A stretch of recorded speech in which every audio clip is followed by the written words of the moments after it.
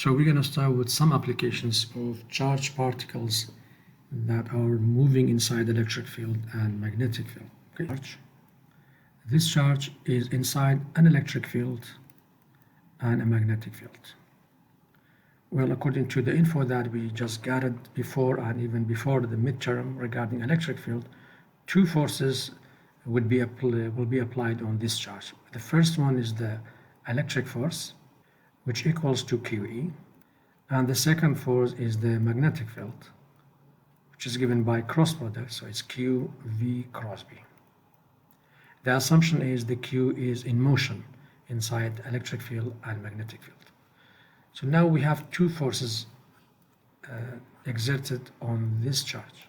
They might be the same direction, opposite direction, but usually in application the setup is these two forces won't be at the same direction.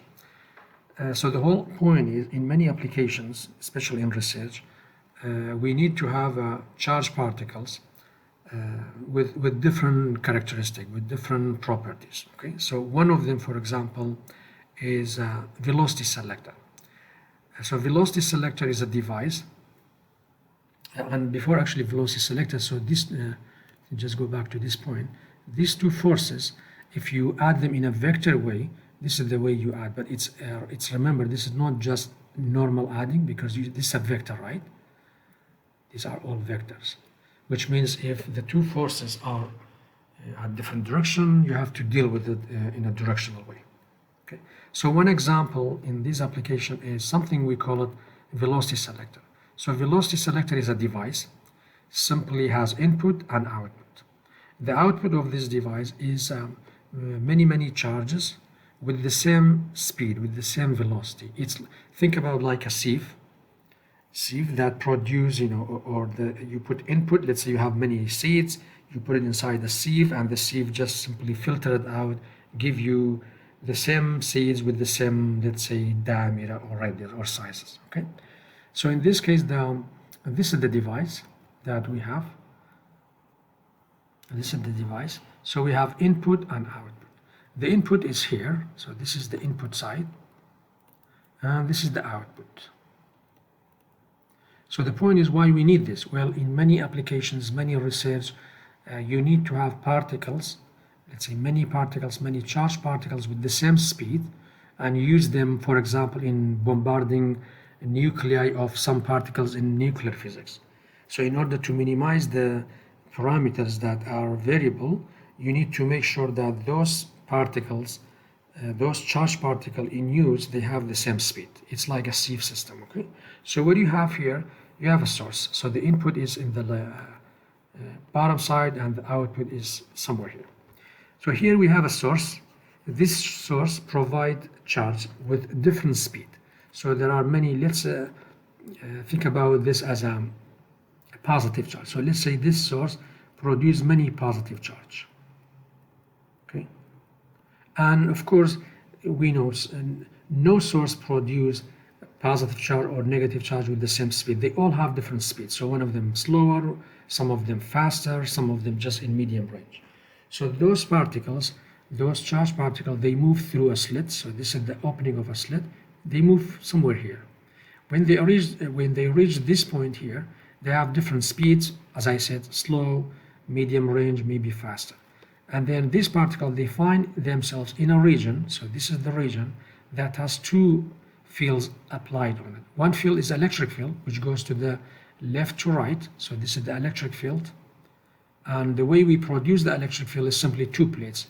One plate on the left side, positive, one plate on the right side, negative, right? So we have electric field. On the top of this, we have magnetic field. The magnetic field is pointing inside the page, okay?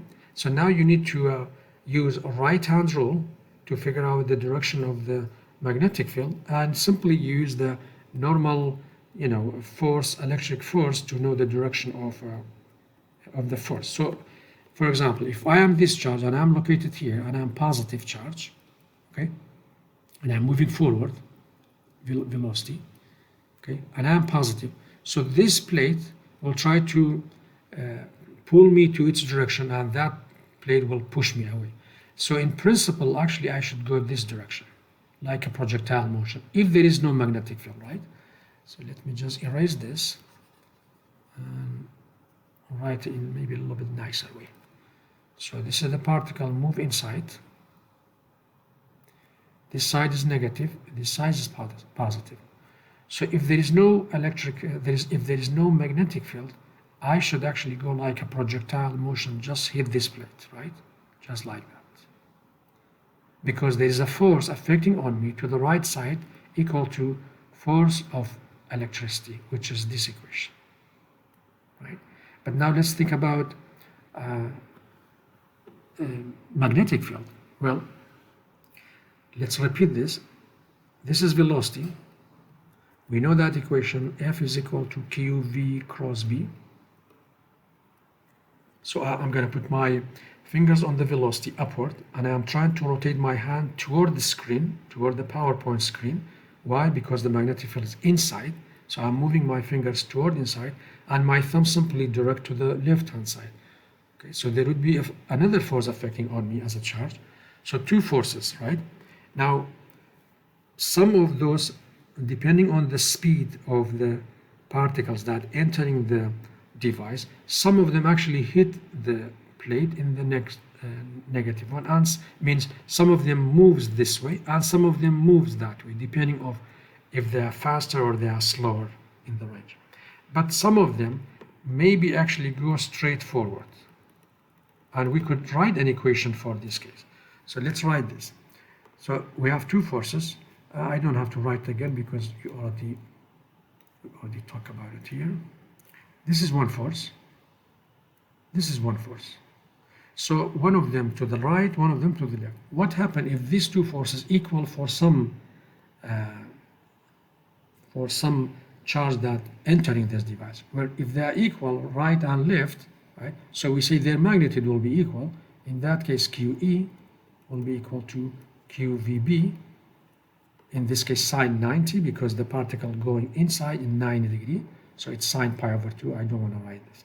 So V, Q will cancel out. V is simply equal to E divided by P. So what does that mean?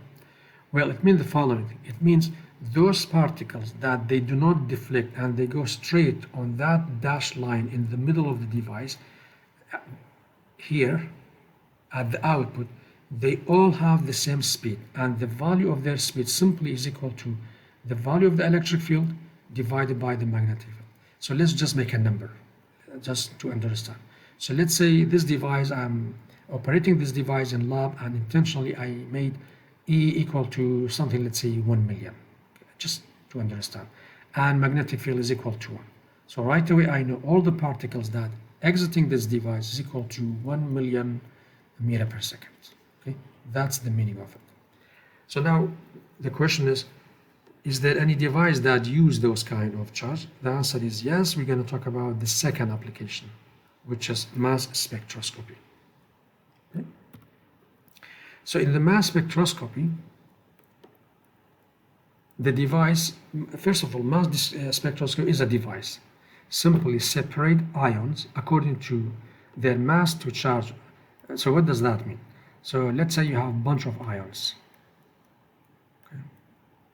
They differ from each other. They have different masses. Maybe they have different Qs also. So if you calculate M divided by Q of this one and M divided by Q of that one, M divided by Q of this, if you calculate, they're actually different. Okay. So the question is how we differentiate between all these. Remember, you are talking about elementary particles, so it's very heavy, very difficult to do, typical measurement to separate them. So one idea to use a mass spectrometer, which is a device to separate ions based on the ratio of the mass to their charge. So in this case, the device actually consists of two pieces. One piece is the velocity selector that we just discussed till here. So repeat it quickly.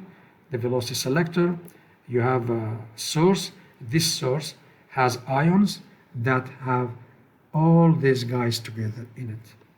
They go inside the magnetic field, which is Bn, electric field here. So in this region, you have electric field and you have magnetic field. Okay? So this is the output. Over here, all of them, we know all of them have the same speed, right?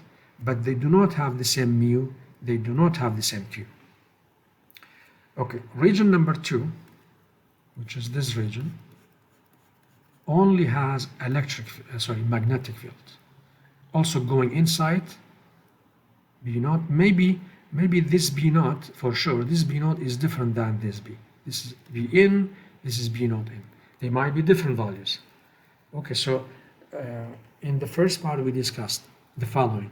We said when a charge moves inside magnetic field in a perpendicular way, what's going to happen to that charge?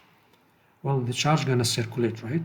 So you should expect that when those charge particles moving inside this magnetic field, they're actually moving in a circle, but before they finish the circle, they hit this plate, right? So it's going to be like a dot, a mark on the plate. Some of them actually maybe hit this place. Maybe some of them actually hit that place. Why? Again, because in part number 1 of this chapter 8, we remember or we learned that R, this radius, is actually equal to mv divided by qb, right? I already have this. R divided by mv qb. So now, because we have different ions with different m divided by q, the equation will be something like that. So let's discuss this. Because we have different of those particles, okay, and we know they all go through B naught, they all started with the same speed, so they actually have different R's. So we were able to differentiate. For example, the drawing I did looks like I have a sample that has 3 different m divided by q. This is one of them, this is second, this is the third one.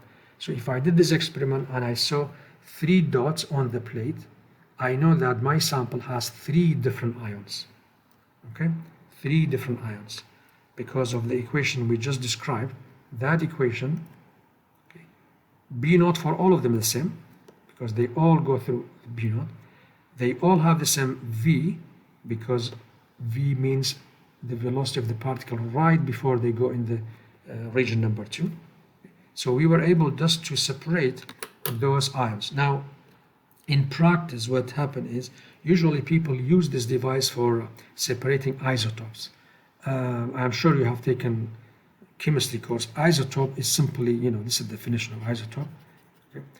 The same atom, but they have different protons, number of protons. Sorry, they have the same number of protons, but different in masses. An example, actually hydrogen. If you know, hydrogen has 3 isotopes, okay? The nuclei of hydrogen, some of them only has 1 proton, no neutron. Some of them has 1 proton, 2 neutron. Some of them has 1 proton, 3 neutron. And nature actually give, I don't remember the number, but 99.9% is when we drink water, it's this proton. Okay, very, very, very small amount is this, which is called deuterium, and even smaller, it's called, I think, tritium, something like that, because it's at 3, mean 3. Okay, so one way to separate those isotopes is to pass through these devices, and because isotopes, they have the same Q, in this case, they have the same Q, so even you minimize one of the parameter, you could actually even differentiate between them based on their masses. Okay. For charge inside electric and magnetic field is something we call it down, or something called cyclotron. So cyclotron again is a device to produce charge with very high speed. Why we need that? Well, especially in nuclear physics, you have material, you want to study the material on the molecular level. So one way to study this, you simply bombard this material by charged particle with very high speed. And then you study how this particle scatter, and based on the scattering or behaving of this particle before after collision, you know what this material is. You study the material. Okay. So the basic principle of the cyclotron simply depends on having particles, charged particle inside electric and magnetic field. Okay. So the device simply consists of two, we call it two Ds, because if you look at it, actually it's this is like letter D, English, letter D, and this is like another letter D. So it's called D1 and D2. So let me erase that. So what we got in this, at the center of this 2D shape, so it's, think about like two, chambers with D shapes, but there is a space between them. So this is one, and there is the other one.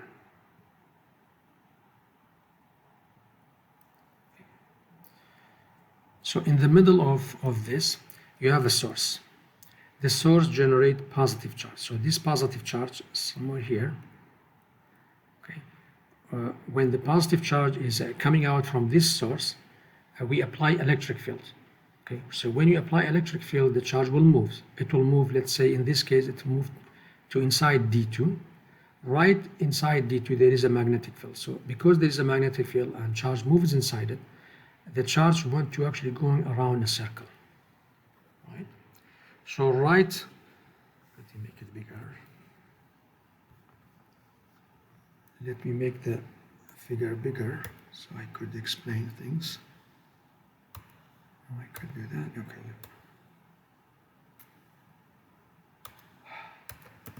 Let's say in front. Okay, so maybe this is better, we could understand.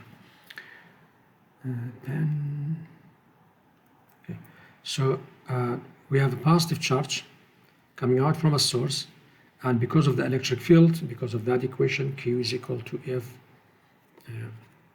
is equal to QE, that charge will be pushed to one side. So let's say in this case, it's going to be pushed here, and in the region of D2 and D1, there is magnetic field perpendicular to it. So this magnetic field going perpendicular to this configuration.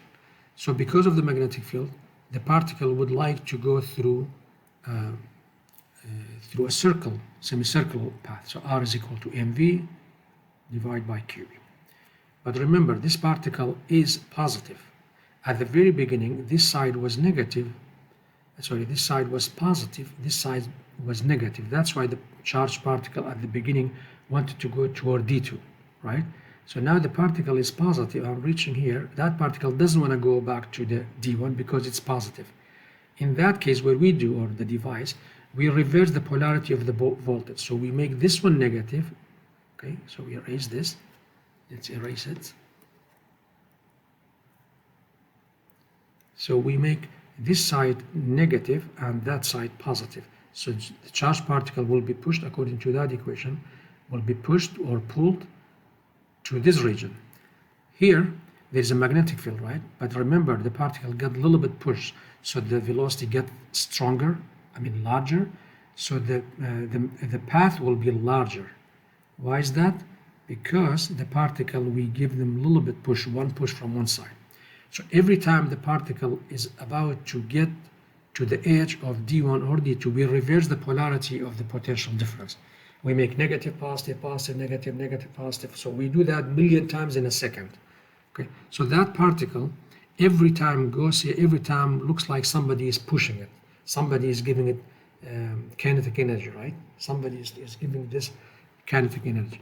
So every time the particle moves to D1 or D2, get faster, and this spiral or this circular path get bigger and bigger and bigger till there is no space and the particle moves out with very high speed. This is high speed. So this is the basic principle behind how cyclotron actually work. So most of these research centers that deal with studying of materials having the cyclotron as a tool to produce high-speed particles, and then they use it to bombard particles or samples as we discussed at the very beginning. So let me minimize this figure. Minimize the figure. Maybe erase this, clean up some of this mess. And okay, so in fact, nothing new, no new equation in cyclotron other than the equation that we dealt with it before, right? So before, we know that the velocity is equal to 2 pi r divided by t, right? So the period of one oscillation is equal to 2 pi r divided by t. We could actually find the period, time it takes for the particle to move around, and also we could find how much, to what level of the kinetic energy the particle are actually moving out from the device. So it's equal to half mv squared,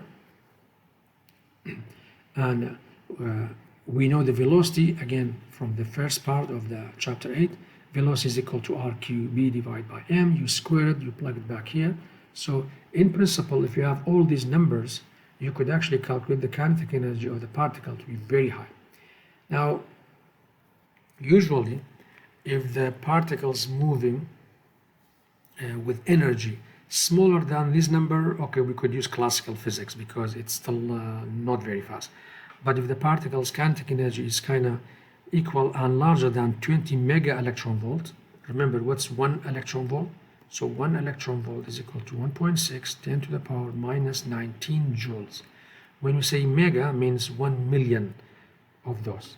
So if the particle kinetic energy is equal or larger than 20 mega electron volt, we should use advanced, not just classical physics. We need to use actually relativistic physics to study everything.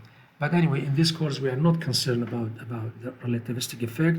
We just keep everything in a slow mode. But imagine, even in slow mode, when you talk about 18 or 17 mega electron volt, it's still very fast. Okay? Okay, so this is the third section that we covered. We just left with the last section in this chapter that need to be covered, and after that, trying to solve problems. Okay? Maybe after the break, I'm going to go back to those briefly. I'm going to talk about this, review it briefly, and then we just solve problems. So here, the last section in the last section of this chapter also build on the information that we already know it before. So this is kind of, we just add on a little bit information. So here, the chapter is about magnetic force on a current carrying conductor. So let me explain what does that mean. Well, before we go through this slide, let me just, a side note here.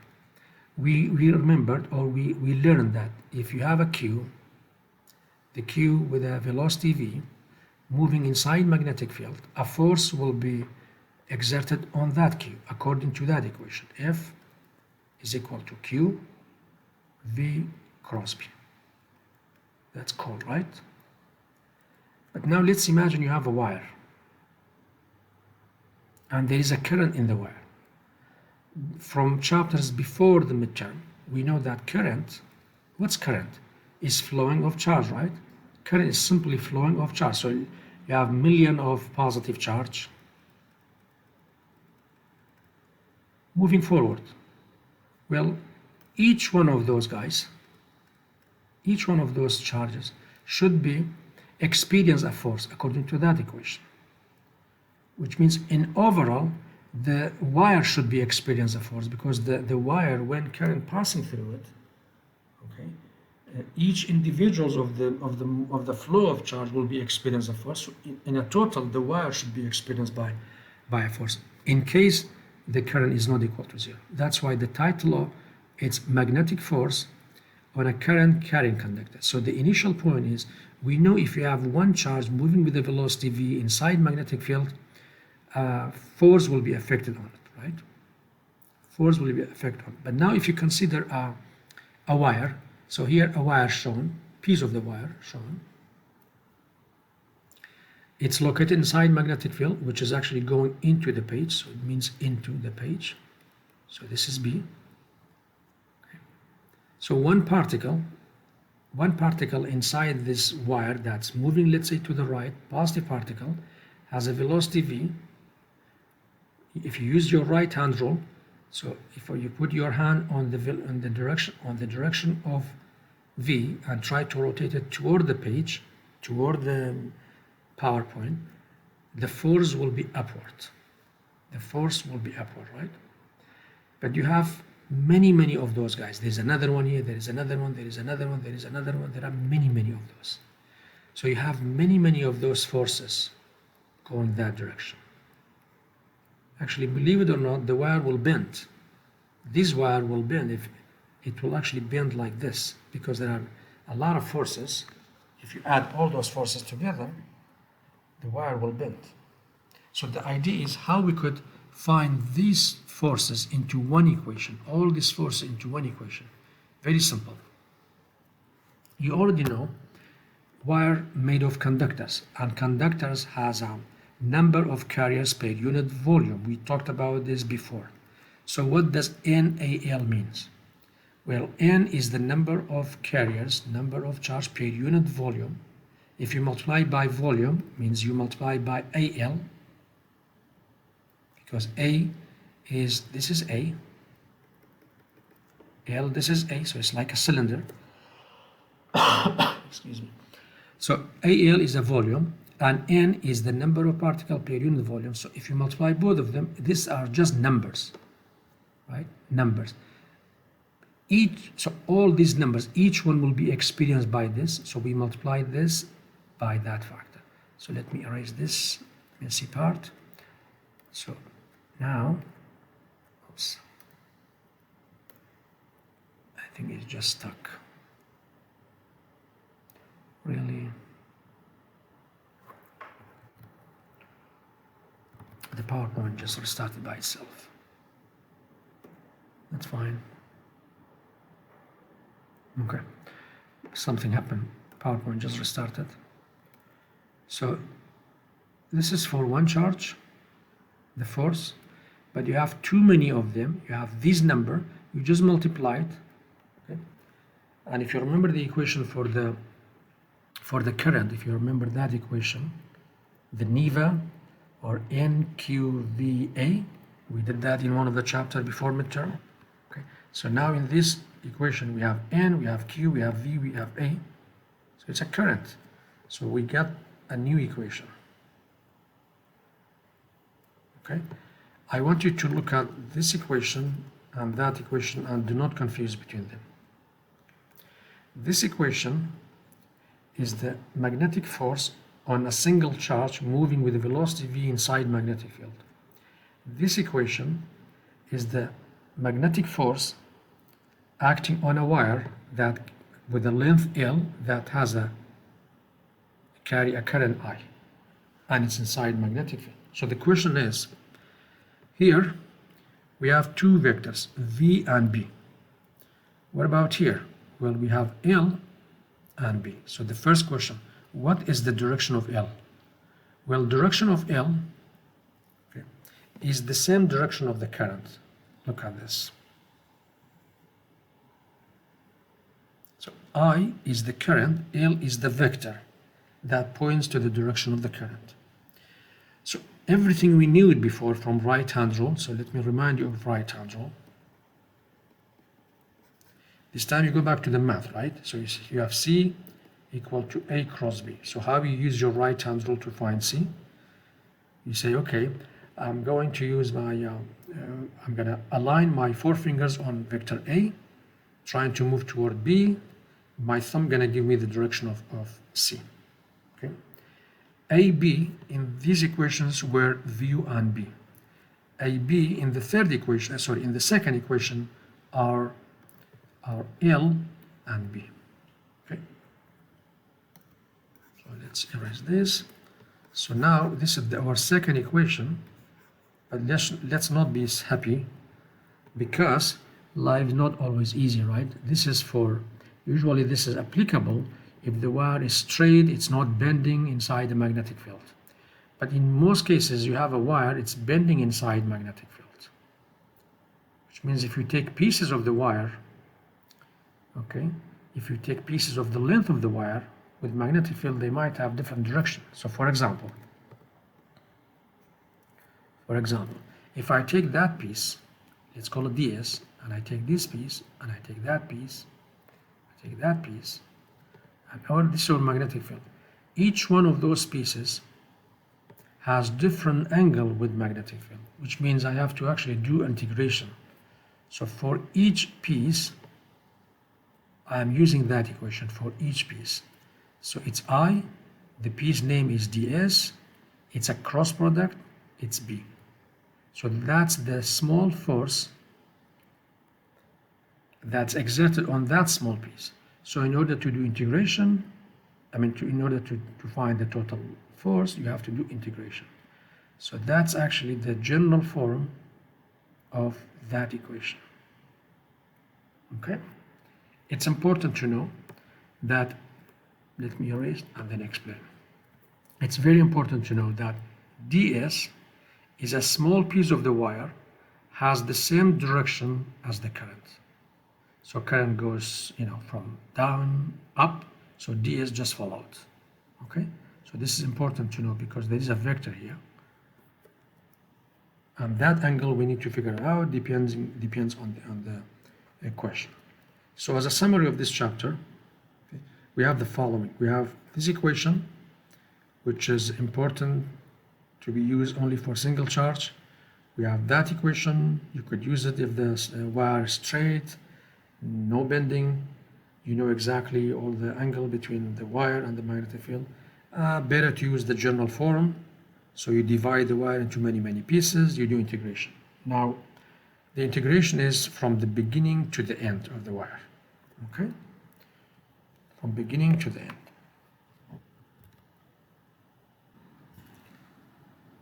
So I'm going to present one example. A little bit seems complicated, the example, but we're going to make it easy. Okay. So this example is, as I said, let's read it first. It seems complicated when you look at it, but when you try to explain things, actually not as complicated as we think. So force on a semicircular conductor. So we have a wire. It's like a semicircular current passing through in, let's say, counterclockwise, and the magnetic field is going from the bottom of the page to upward, to the top of the page. Okay. So it looks like we have two pieces of the wire. One piece is straight, and one piece is bending. So in principle, actually, I could use the, I don't need the integration for the lower part, but I need the integration for the upper part. But in general, I could use integration for both, because integration is a general case, right? But we don't have to follow what the textbook tells us. We could use our own way, okay? So our own way is, I'm looking at the problem. Of course, before I read the question, so I see one piece, it's straight, current goes from left to the right, magnetic field goes up, so I know the angle between it's not angle between L, because L also goes to the right. Okay. So angle is equal to 90, right? Sine 90 is equal to 0, right? So this is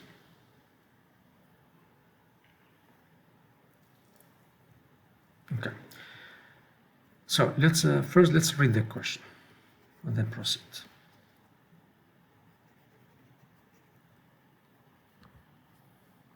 So it says, the question says, a wire bent into semicircle of radius r, so r is given, form a closed circuit and carries a current I, so I is given. I treat it like a number.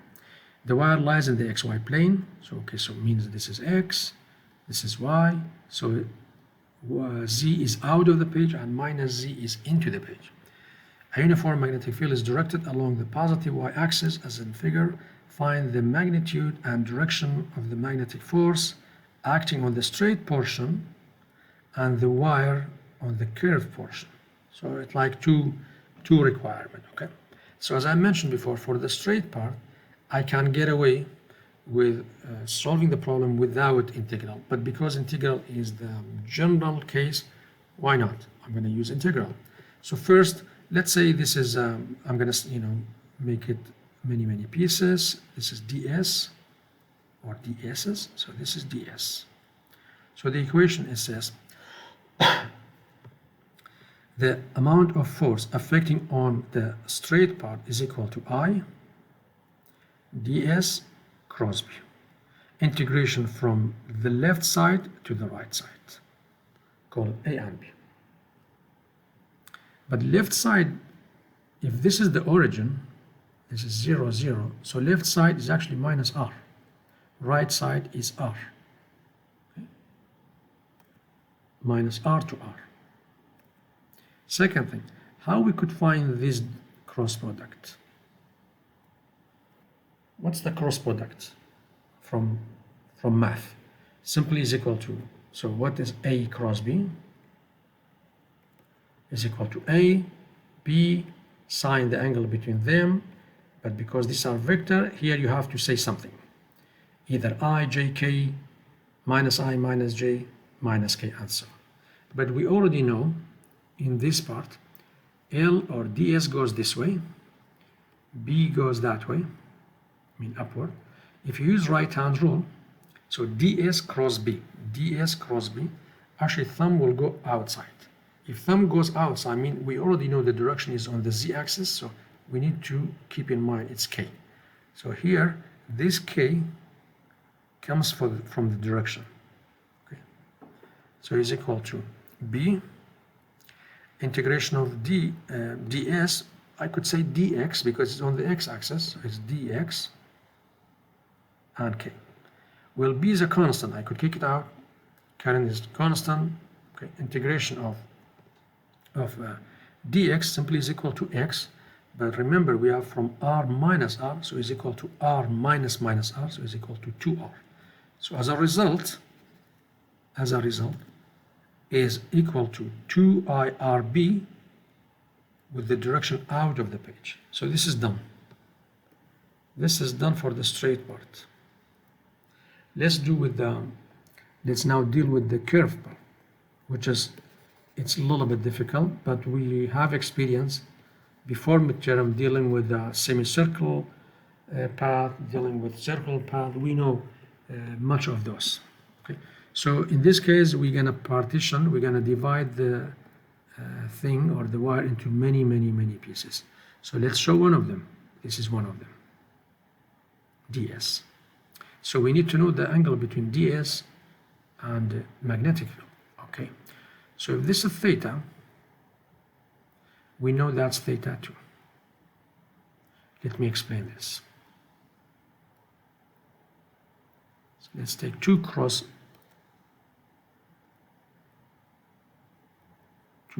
like this. Now, this angle is that angle, theta, right?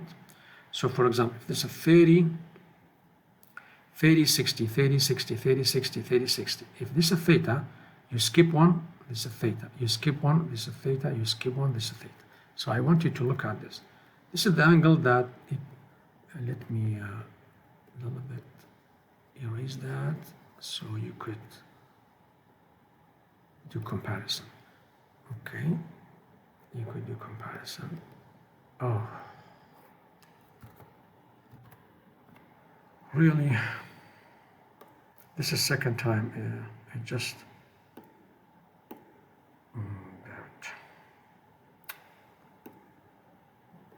this is second time happen. Why the PowerPoint hates me? That's fine. Okay, let's just continue. So I'm gonna rewrite this. This is that. This is the other one. And I'm going to erase all those. I just want to prove for you. I'm sure most of you know, but just in case. This angle is theta. So this angle is theta. Cool. So this is that angle. So I'm trying to tell you, if this is 30, if this is theta, this will be theta. You just skip one, skip the next, this theta, skip the next one, this is theta. Okay. So this angle actually is that angle, so they are equal. Okay. Okay, they are equal. Now it's easy to proceed. So let's try to find the magnetic force on that small piece shown here, on that small piece. So I'm going to magnify it now. This is ds. This is magnetic field. P. This is theta. Now what does ds cross b pointing? What's the direction ds and b? So you put your fingers on ds and you try to curl or spin your fingers toward b. So the direction of the force will be inward. Remember, before was outside, this will be inward. Inward means minus k. So that's why you have a k here and you have a minus here. And the rest is IB sine theta. But we cannot say the angle is 90 like before. It's just theta. Okay? But again, we know ds is equal to rd theta. We learned that in physics 1. We learned that at the beginning of this course. Okay? So let's plug back things. And we know in the in half circle, semicircle, the angle goes from 0 to from 0 to pi. So it's from 0 to pi. So integration of sine theta d theta, you know the answer, it's exactly the same as before with the negative sign. So general statement, it says, of course, if they are equal, one goes inside, one goes outside, what's the total force? 0. So it's a rule, the net magnetic force on any closed current inside constant magnetic field is 0.